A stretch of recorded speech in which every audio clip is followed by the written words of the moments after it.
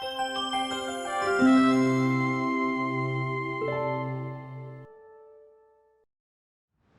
is 6th Street. This is Juneau Avenue. That is the Brewery District. This is the Deer District.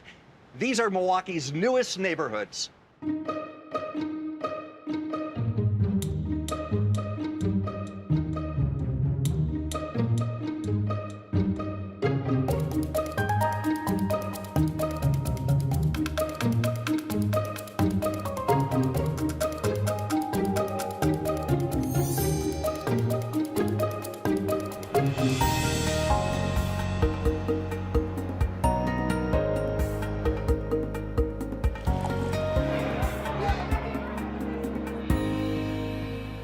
This week we're covering two areas. One is old and one is new, and John Gertis said, let's start with the old.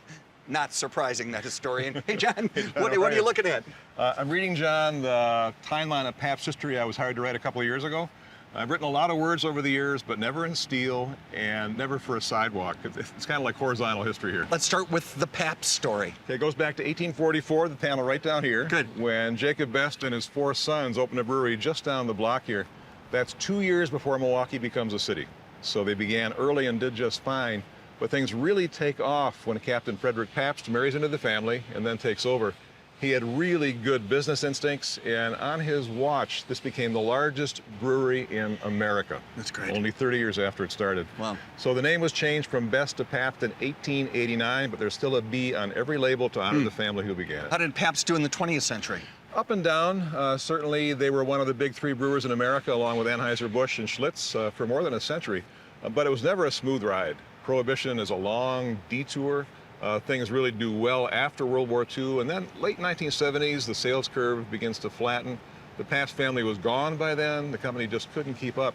So in 1985, it was purchased by a California investor who pretty much bled it dry and closed this brewery back in 1996. We all remember it, and because do. this area the district and all of it was a ruin. It really was. Yeah. I can recall trees growing out of the rooftops. Yeah. So that ended in 2006 when a local real estate mogul named Joe Zilber, who was nearing 90 at the time, bought the whole property. As kind of a legacy gift to his hometown, he turned this into the ultimate mixed-use development.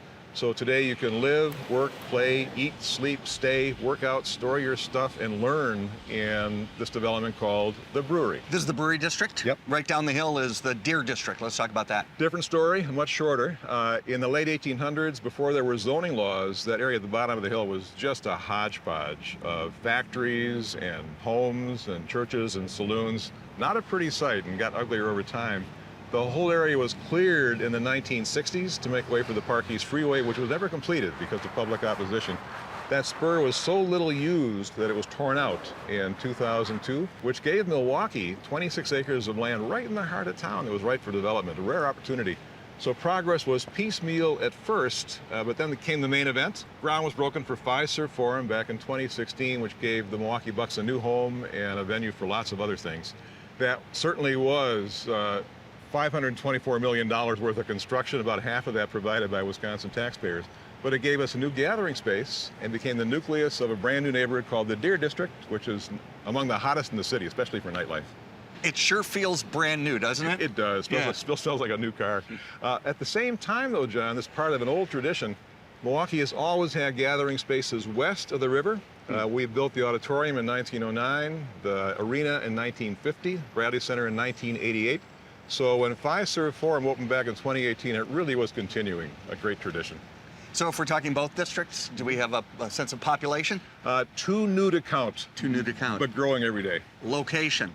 Location, John, between them, they cover about 50 acres on the northwest side of downtown, between roughly 3rd Street, Interstate 43, McKinley Avenue, and down to about State Street.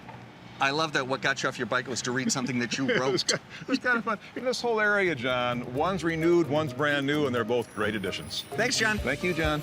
So I'm in the Brewery District, which is right next to the Deer District, so all week I've been calling it the Beer District. The beer in the Deer District. Am I so wrong? This used to be one of the research labs Okay. for Pabst.